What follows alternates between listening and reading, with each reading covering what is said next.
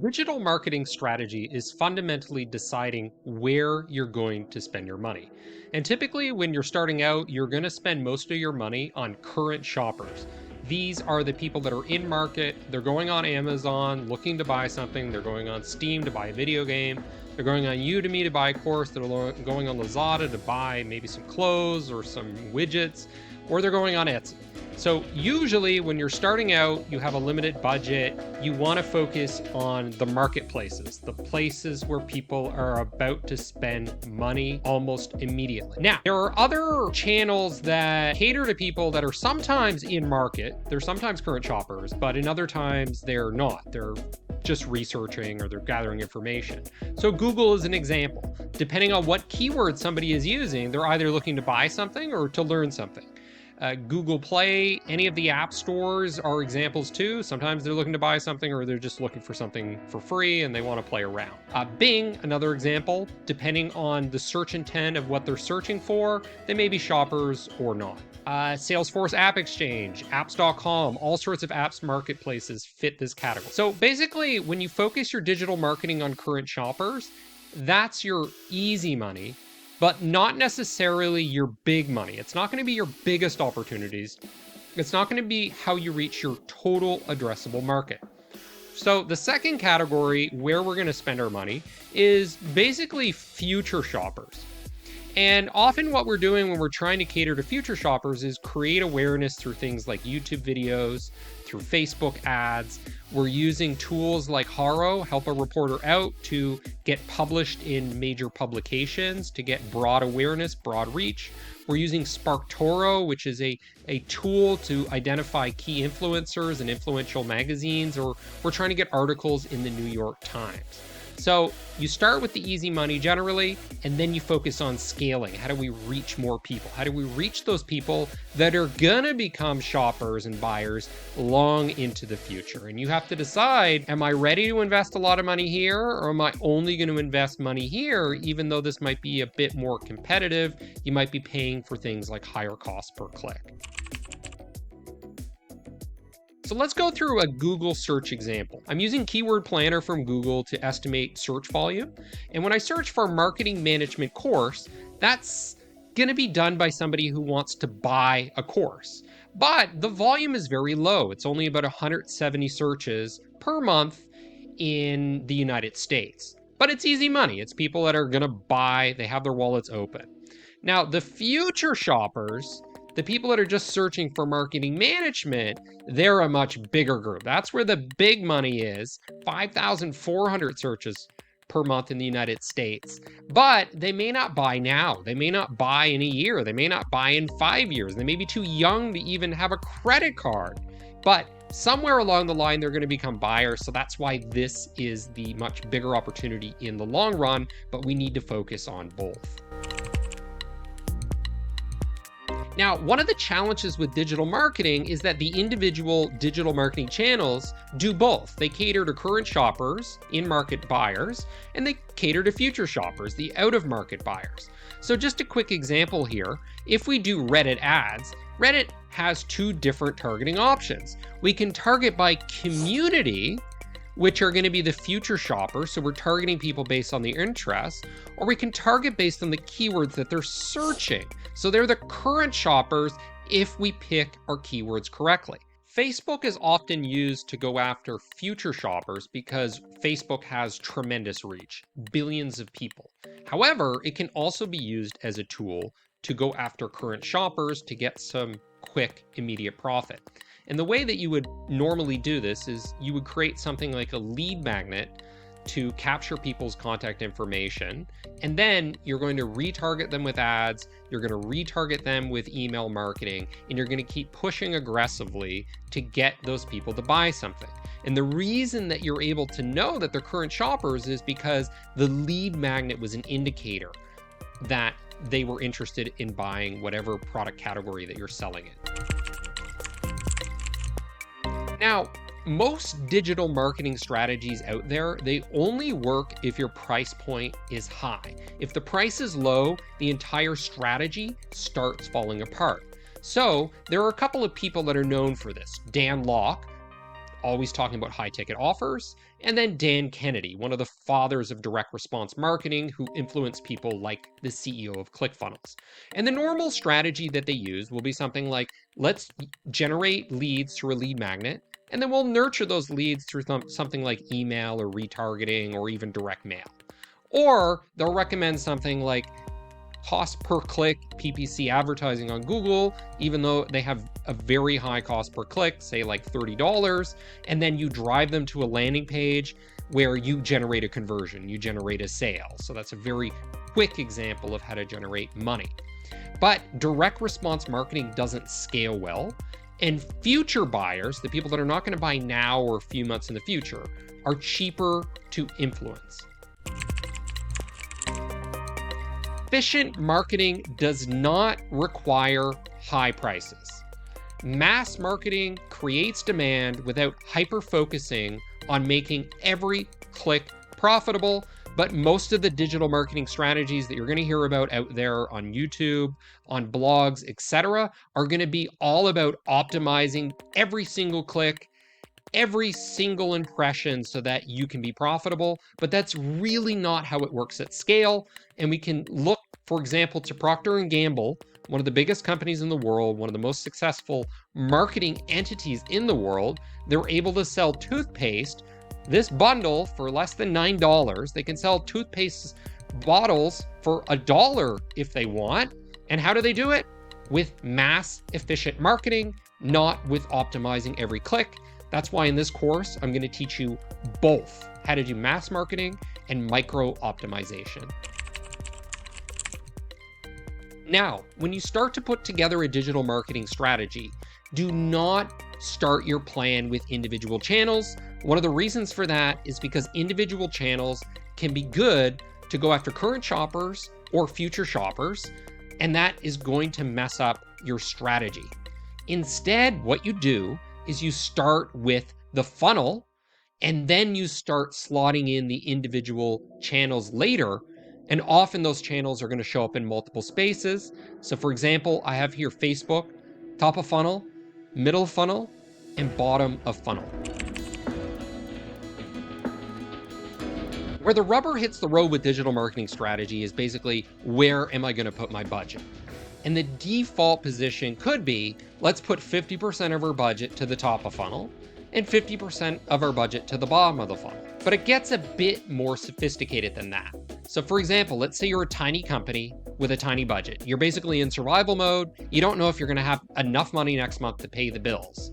In that case, what you're probably going to do is put the vast majority of your money in the bottom of the funnel, the low-hanging fruit, the people that are going to pay you this month, the next 3 months, this quarter, and then maybe a little bit of investment in the top of funnel for some future harvesting. Now, we can get even more sophisticated and we can say, well, let's just not think in terms of top of funnel and bottom of funnel. Let's also add the middle of the funnel and throw some money into there. And what I like to do is break it up even further. And this is really the core of my marketing strategies, is these 6 different sections.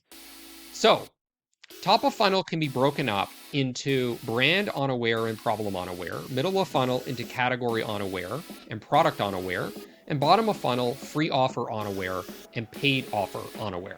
So basically the way that I break up my digital marketing funnel is in terms of 6 different audiences who are at different stages of awareness or knowledge or persuasion. So brand unaware is people that don't know your brand, they're not familiar with your brand, or maybe they kind of know what your logo is or your name is, but they don't really know what you do. They have to have some general idea of what it is you're selling, some sort of product category that is associated with your brand. So the second audience that we have here is problem unaware. People that aren't even convinced that the problem you solve is worth solving, and you need to convince them, hey, you need to pay attention to this problem, because only when they're convinced that that problem is meaningful will they be willing to buy a product that alleviates the pain. All right, now moving into the middle of the funnel, there are people that are aware of their problem, but they're not necessarily convinced that your product category, whether it's headphones or lotion or software they're not convinced that's the solution. They might think the solution is hiring somebody, or going somewhere, or doing it themselves, or using Microsoft Excel. The next group are people that are already aware and familiar with the product category at some degree, but they're not convinced that your specific product does the job that they need, or they're not convinced that your product is the best one to solve the problem that they have. Now, moving into the bottom of the funnel, which is where marketing starts to segue into sales, there are people that are free offer unaware. So they don't know about your consultation, they don't know about your free demo, they don't know about your free trial or your free sample, or they haven't acted on it. And then lastly, we have paid offer unaware. These are people that are not convinced to buy from you. They don't know that you have a subscription model where you don't have to pay for the entire year up front, you can pay monthly. Or they don't know that you offer a small business option or a consumer option. So let's go into some specific examples to give you more detail about this. So at top of funnel, brand unaware, what's Logitech? What do they sell? So you need to convince people that Logitech is this company that sells high quality peripheral electronics. Problem unaware. I'm not convinced employee turnover is something I need to solve. So you got to put out an article, something in an industry magazine, convincing people, hey, employee turnover is something you really need to be focused on as a CEO. Category unaware. I'm not convinced that lab tech software is the solution to my problem. I can use Excel. I can use an employee. I don't need software at all. And then there's product unaware. I'm not aware that HubSpot offers email marketing. I thought it was a CRM. So you need to educate people just about what your product does, that you have this feature that they need. Free offer unaware. I don't think a free consultation with you is worth my time. I don't think you have the credentials or the experience. Paid offer unaware. I don't want to pay $10,000. This person doesn't know that they could pay in monthly installments. They're not convinced that you create enough value to justify the price that you're charging. So now that you understand what the marketing funnel looks like from my perspective, the next decision is really how much resources, how much money you're going to put into each. And the simple answer would be, well, let's just spread it out evenly. We'll put 1/6 of our budget here, here, here, here, here, and here. But the real world is more advanced than that, because there are going to be cases where you don't want to put much money into problem unaware because you don't want to create demand for the problem. You just want to focus on the people that already know they have a problem. So you might put 5% here, 10% here, 5%, 35%, focusing a lot on your product. That makes sense. Free offer unaware. You want to get people into your sales funnel. You want to get them signing up for your free trial, your free demo. Let's put a lot there. And let's put a little bit into this paid offer unaware, into the sales enablement stuff, because chances are if they got here, well, they're probably going to be convinced to buy our product anyway, so we don't need to focus as much here. Or maybe you're in a situation where you just don't want to put anything into problem unaware or category unaware people. You just want to hammer the people that are already familiar with your product category. Let's elevate the product awareness. Let's elevate the brand awareness. Let's push our free offer. And then let's have some budget available to help get them over the edge and actually buy. So here are some prototypical examples for each of these stages. Brand unaware YouTube videos, whether they're advertisements or organic videos, we're really going for wide reach here to allow people to remember our brand, get some sort of long-term memory through emotional messaging, attention-grabbing, creative. Problem unaware would be publishing an article in an industry publication like the American Medical Association, educating doctors about why they need to pay attention to something. Category unaware would be something like running a Google search ad so that people that are searching for a particular problem are educated on your product category being the solution. Product unaware would be searches done on Amazon. So for example, you might run Amazon ads or Amazon search engine optimization to convince people that you're the best product in that specific category that they're searching. Free offer unaware. A good example here would be promoting your free offer, your lead generation offer, for example, through Facebook lead gen ad. And then paid offer unaware. One of the best examples of this is email, whether it's a cold email or an email that you send through something like MailChimp. Often what you're trying to do is get people to act, get them to respond, get into a sales conversation, go to the checkout and buy. Now, this isn't an exhaustive list, but let's go through a few examples of how you might put together a digital marketing plan for each of these. Now, for brand unaware, you might focus on reach awareness ads through YouTube, Facebook, Reddit, community targeting ads, LinkedIn.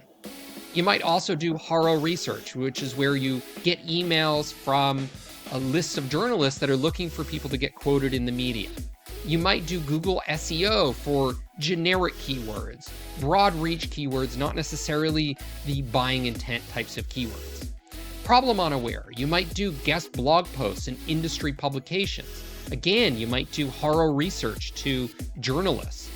Category unaware, you're going to do things like Google SEO related to keywords about problems because people are looking for a solution to their problem. You might do Reddit ads, but this time you do keyword targeting instead of community targeting. You might also do horror research and YouTube SEO. Product unaware, Amazon SEO, Amazon ads. Google SEO for category-specific keywords, for keywords related to your competitor, and Google pay-per-click search ads. Free offer unaware, Facebook retargeting ads, Google retargeting ads through the Google Display Network, cold email using tools like Lemlist to automate your cold email outreach, nurturing emails through tools like Omnisend and MailChimp. Paid offer unaware, you're going to focus on things that have to do with communication with sales or getting people to self-serve and buy. This is going to be email, telephone, live chat, and Facebook retargeting ads with carousels, for example, with e-commerce.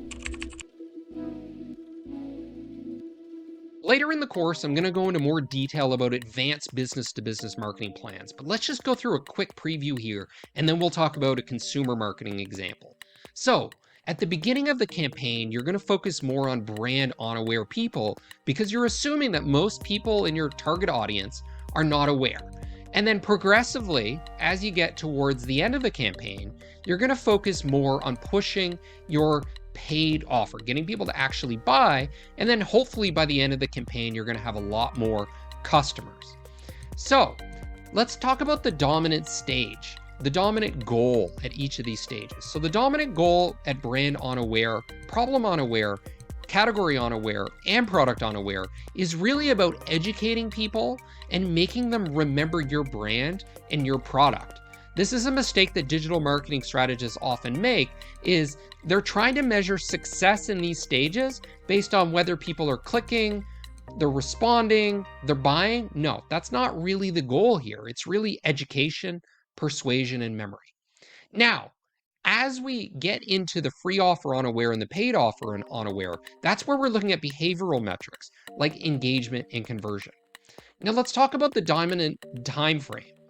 At the top of the funnel, it's really long term, middle of funnel is the medium term, and then at the bottom of the funnel is short term. That's where we're looking at revenue that's happening this month, for example, instead of in 2 years from now. Now the psychology, the marketing psychology we're using is also very different.